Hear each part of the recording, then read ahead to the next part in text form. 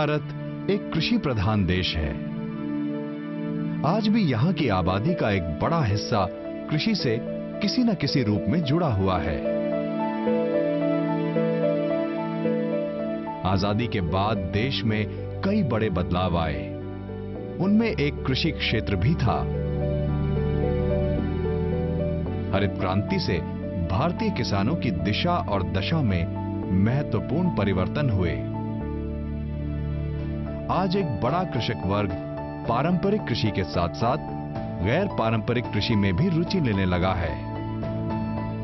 अपनी रचनाशीलता और कड़ी मेहनत से भारतीय किसानों ने इस क्षेत्र में कई ऐसे कार्य किए जो आधुनिक वैज्ञानिकों के लिए चुनौतियां बने। एक भारतीय किसान की कड़ी मेहनत, कर्मठता और उसकी दक्षता की कहानी कहता है हमारा ये कार्यक्रम नई दिशाएं।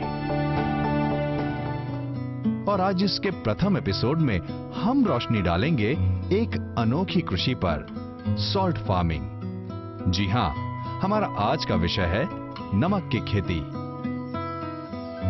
साधारण दिखने वाली एक असाधारण चीज है नमक। वैसे तो वैज्ञानिक इसे सोडियम क्लोराइड कहते हैं और दुनिया भर में लोग इसे salt, common salt, table salt, सी सॉल्ट भी कहते हैं, पर हम यहां इसे कहेंगे नमक, हमारे देश का नमक।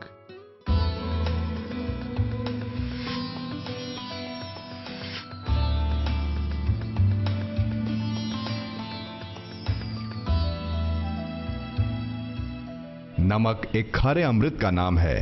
ये हर जगह है, हमारे रक्त से लेकर पत्थरों तक, छोटे जीव से लेकर विशाल पर्वत तक। ये बिजली बना सकता है, हमें बुरी नजर से बचा सकता है और हमारी जिंदगी में हर जगह जरा सा नमक जरूरी है। इसके बिना जायकेदार खाना बनाने की कोशिश भी मानो असंभव है। ये खारा अमृत रिसाइकिल होता है, वो भी बिल्कुल प्राकृतिक रूप से, नेचुरली। और यही खासियत इसे दूसरी चीजों से अलग करती है। इसकी इसी खासियत के कारण हमें कभी भी नमक की कमी नहीं हो सकती। अब सोचने वाली बात यह है कि आज आपने अपने लजीज खाने में जो नमक डाला है, हो सकता है कि वो हजारों साल पुराना हो और शायद ये पहले भी किसी न किसी तरह से इस्तेमाल में आ चुका हो। नमक का सबसे ज्यादा निर्माण समुद्र से, उस खारे पानी से होता है जिससे हम हर वक्त घिरे रहते हैं। जी हां, महासागर। महासागर के पानी में अंदाजन 3.5% नमक होता है। मतलब साधारण तौर पर 100 से 110 लीटर समुद्री पानी से हमें 3.5 किलोग्राम नमक प्राप्त होता है।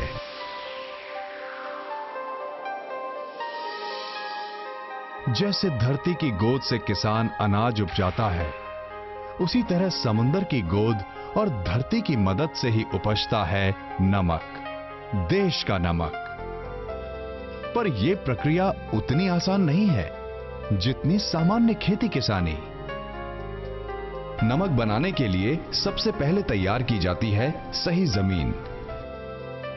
खेत को छोटे छोटे भागों में बांट दिया जाता है। इस बात का खास ध्यान रखा जाता है कि इसकी लंबाई 18 मीटर, चौड़ाई 6 मीटर और गहराई 10 इंच के अनुपात में हो।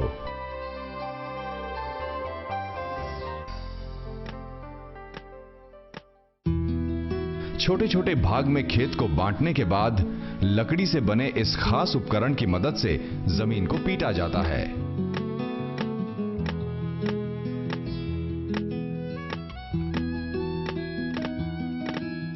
ऐसा करने से जमीन की तह कड़ी हो जाती है, जिसकी वजह से उसके पानी सोखने की क्षमता कम हो जाती है। यह प्राचीन तरीका है, शायद 500 वर्ष से भी पुराना। भगवत गीता के अध्याय 7 में भगवान श्री कृष्ण ने नमक का जिक्र किया है। इससे हमें यह पता चलता है कि नमक एक प्राचीन तत्व है, कम से कम 5000 वर्ष पुराना।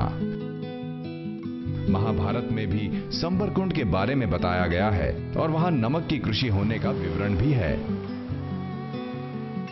यह हमारे जीवन का मुख्य हिस्सा रहा है हजारों वर्षों से। पीट पीट कर समतल की गई जमीन अब ठोस फर्श की तरह हो जाती है। समुद्री पानी या खारे पानी को इस जमीन में छोटी छोटी नालियों द्वारा लाया जाता है।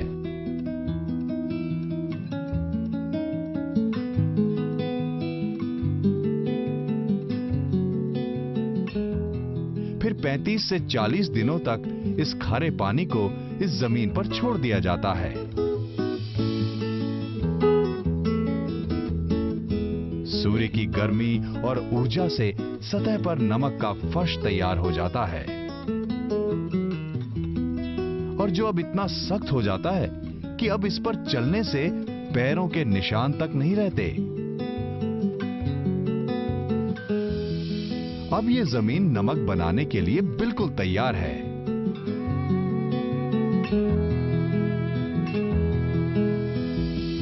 समुद्री खारे पानी के साथ जब किसानों की सूझबूझ और बरसों का तजुर्बा जुड़ जाता है, तभी इस अद्भुत तत्व नमक का निर्माण होना संभव होता है।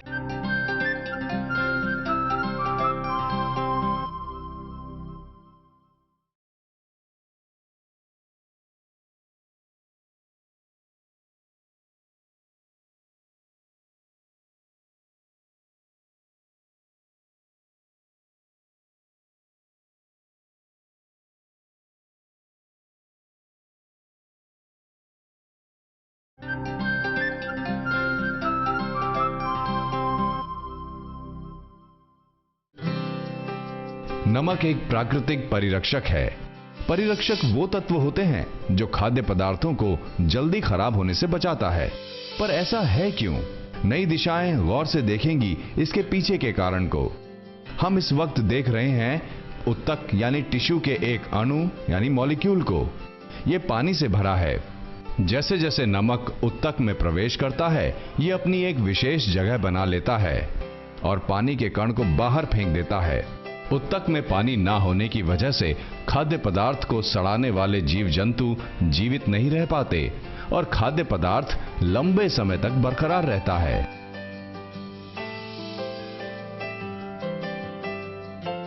नमक की खोज मीट, मछली तथा सब्जी तरकारी की परिरक्षता में एक अहम पड़ाव रहा है। दुनिया में जब बिजली का निर्माण नहीं हुआ था, तब मानवता के लिए नमक ने रेफ्रिजरेटर का भी काम किया।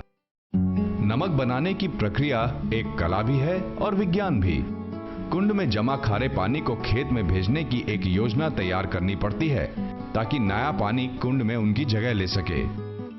जब भी समुद्र में ज्वार भाटा उठता है, तब समंदर से पानी नालियों द्वारा यहां एक कुंड में इकट्ठा हो जाता है।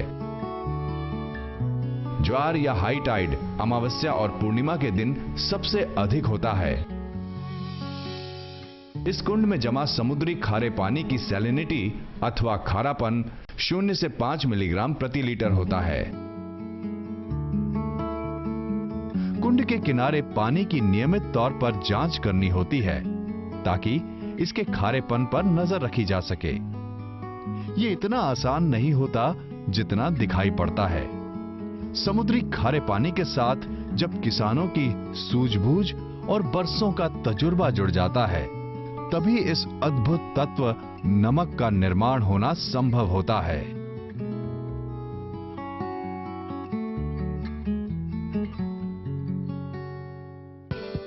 पानी के नमूने को इस ट्यूब में भरने के बाद उसकी जांच इस मीटर द्वारा की जाती है। यह मीटर हमें समुद्री पानी के बढ़ते हुए खारेपन को दर्शा देता है। जब यह हाइड्रोमीटर 23 से 25 मिलीग्राम पर लीटर का संकेत देता है, तब नमक का निर्माण आरंभ हो जाता है।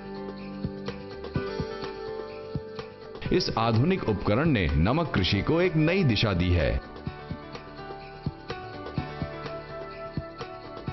प्रतिदिन किसान इस कुंड के पानी के खारेपन की जांच करते हैं।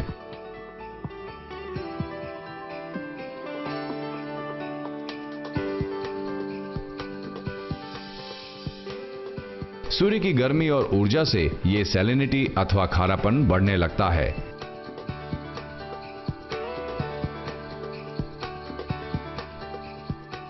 जब ये 16 से 18 मिलीग्राम पर लीटर के आंकड़े पर पहुंच जाता है, तब खारा साफ पानी और समंदर से आने वाली गंदगी एवं जीव जंतु को कुदरत अलग कर देता है। मतलब अब जो पानी इससे आगे खेत में जाने वाला है वो बिल्कुल साफ और अत्यधिक खारा है।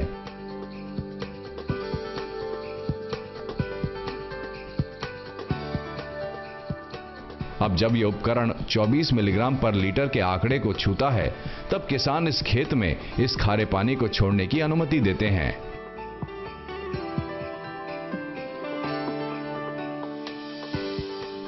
खेत के ये छोटे छोटे भाग उथला होने के कारण पानी के तापमान को बहुत जल्दी बढ़ा देते हैं।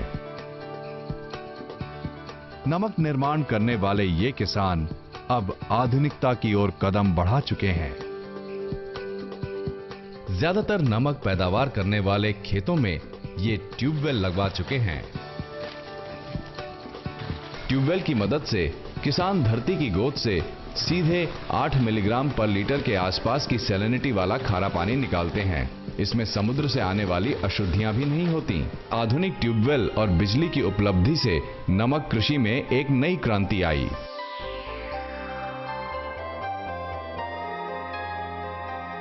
अब आते हैं हम नमक पैदावार के अंतिम पड़ाव पर। जब ये 23 से 24 मिलीग्राम पर लीटर का खारा पानी इन छोटे छोटे खेत के भागों में छोड़ दिया जाता है, उसके कुछ ही दिन बाद से हमें नमक बनने के लक्षण दिखाई देने लगते हैं। पहले नमक की नाजुक एवं पतली पपड़ियां पानी में ऊपर तैरने लगती हैं। फिर जैसे जैसे इन पपड़ियों का वजन बढ़ने लगता है, ये पपड़ियां जमीन की तह पर जा बसती हैं। इस प्रक्रिया में 20 से